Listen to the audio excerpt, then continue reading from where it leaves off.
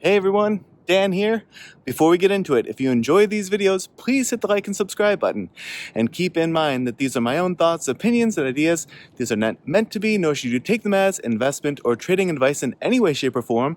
Do your own due diligence, put in the work for yourself, and make your decisions based on that. Enjoy. All right, folks, here we are on Monday, December 16th. We're going to take a look at Palantir today. So it's been quite some time since we looked at Palantir. It's up in the stratosphere here. And so I put in some Fibonacci extension levels as well as a few support levels to sort of plot a course up into the 90s, as well as plot a course down toward, if this, I don't know if this were to happen, but down through the 70s and 60s and 50s all the way down to this gap that it left when it jumped up this day 23%, and that gap's way down here at 46.86 would be the entry point. So setting that aside, I just wanted to say that that's on there as just sort of a marker, just something to be aware of. I mean, there's plenty of other gaps down here, like even far below that didn't get filled. I don't even know if this got fully filled, but in any case, that's why I graded out, so it's not predominant on the chart. Now, extension levels wise, we see it working off of this 68.07, which was the low on that candle, and then today it happened to come up and hit resistance right off of that 77.48. If we zoom into the 10-minute, you can see it punched through for a high of 77.82. So stretched a little bit above that, but very quickly lost it. This 10-minute candle alone dropped it almost 5%, and then it found some stabilization there as it approached 71. But these levels make sense to me. There is certainly a level that's probably developing here around that 71, like right about where it caught. You see the previous topping out here, some support in that range through here, but it's pretty thin price action, so I didn't want to put it in. And I'm mostly interested in sort of the wider swings of things, not so much the intricate day to day. Now, if it gets some initial push back underneath at 77.48, if it can flip that from resistance to support, then what I would be looking for is to get through this 80.91. I don't know if there'll be sort of a bit of a wall there as it gets into the 80s and as it approaches 81. Maybe that could certainly be the case, and that would be something I'm only mentioning it because it's not accounted for on the fib. But if it does get through that 83.30 and then 88.08, and then there is another level up there for now, 92.72.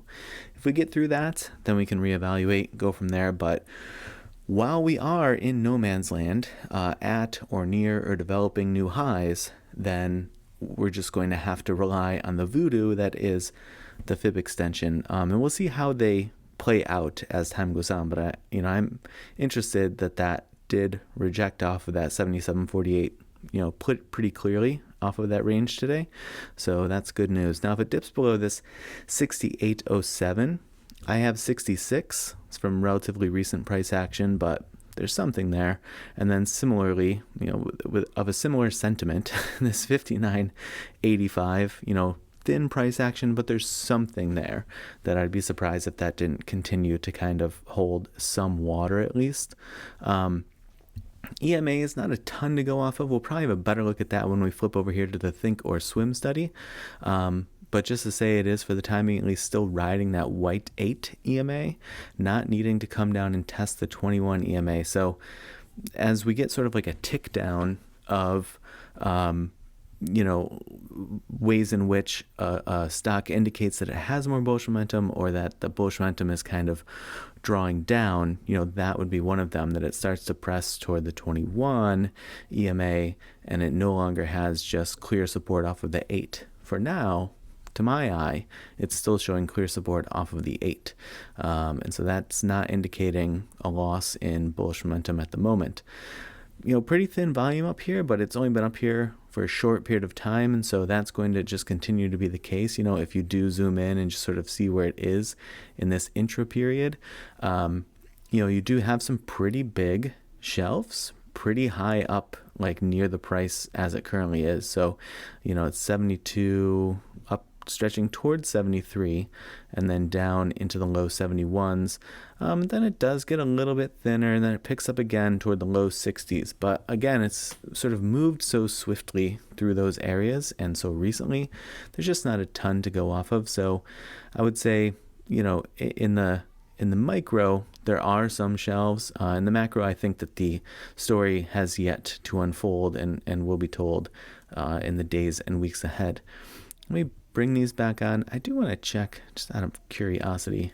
Yeah, the other thing to sort of see how folks start to react to this as the days and weeks progress. 94.94% total profited shares proportion, as Webull counts it at least, if that's accurate, as the case as of 12/13. So pretty interesting to see if folks do want to continue holding through that and sort of keep the faith in that. We do see large-scale orders coming out quite heavy today, certainly the heaviest day that we've seen in a while at 409, certainly dwarfing this slight intake day, and then coming in quite heavier than the last heavy out day for large scale orders, which was 246.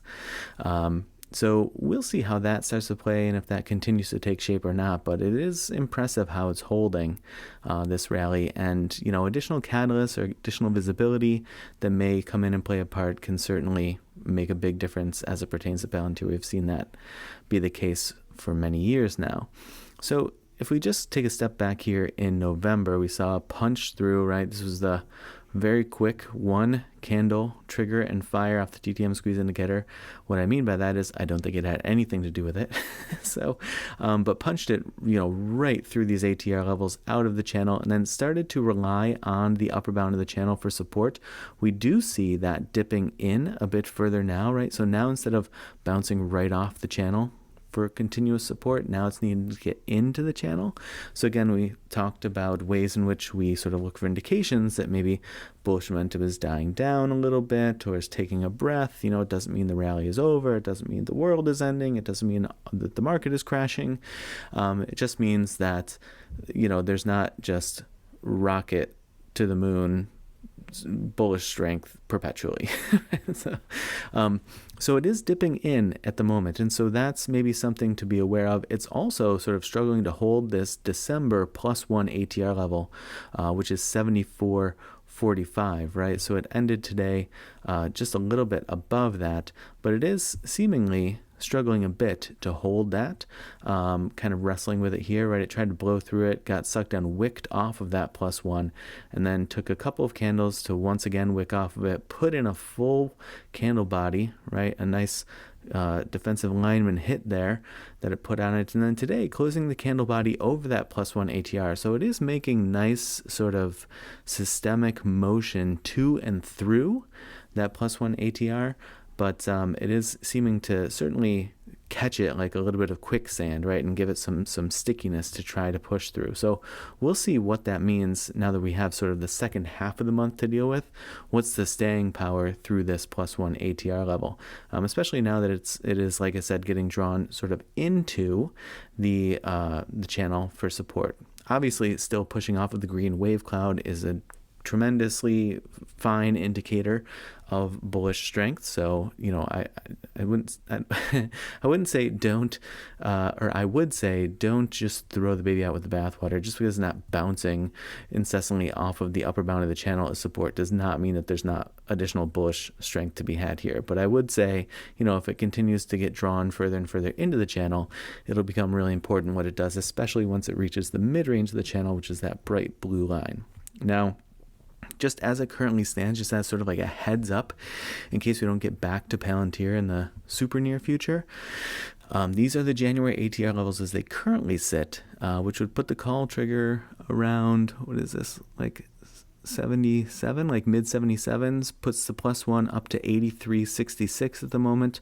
The put trigger is down here around 70, like high 73s, and the -1 down there at about, what is this, yeah, high 67s or so, if I'm reading that right. It's a little bit tricky to see, but you know, just to sort of like have those as goalposts in your mind, or what have you. On the phase oscillator, it is actually getting quite reasonable, right? It still is in a bullish phase, but it's just ticking at 65 right now on the phase oscillator. So certainly nothing that sort of seems overextended in that realm, or anything to that degree. On the TTM squeeze indicator on that oscillator, we do see, like we said, that sort of systemic drawdown, or sort of breathtaking of bullish momentum, with a few blips in there, right? Showing that the bulls still want to try to punch when they can. But you know, will that be enough? Will there be additional catalysts that come in that drive it higher? Something unforeseen that sort of feels like it, you know, the floor pulls from underneath a little bit. I don't know, but that could certainly happen. It might get a little bit, people might get very reactive to news, especially news that seems to not support the market cap. You know, I do wonder how the market may react to anything that might seem in a normal setting to not be a huge deal. It might be sort of like a mildly negative catalyst or comment or what have you. And I do wonder if, just like we've seen a huge oversized reaction to the upside, if there is sort of an outsized reaction to the downside on something like that. I don't know, just a question. And I do know that sometimes those things can come to really bite you in the butt, 'cause they can come out of nowhere, and then, you know, things just start to happen in the pre-markets and you feel kind of screwed as a retail investor, getting to the party late. But yeah, just my 2 cents there. But here's our course from 46 up to 92. Not cluttered. Didn't overly indulge myself in levels for the time being. I'm sure that'll happen in the future, but for now, I feel like we have a pretty clean setup here and pretty clean targets in mind to look for support and resistance as we go. All right, folks, so I hope that your trading week is off to a good start, and as always, I appreciate you watching, and I will see you in the next video.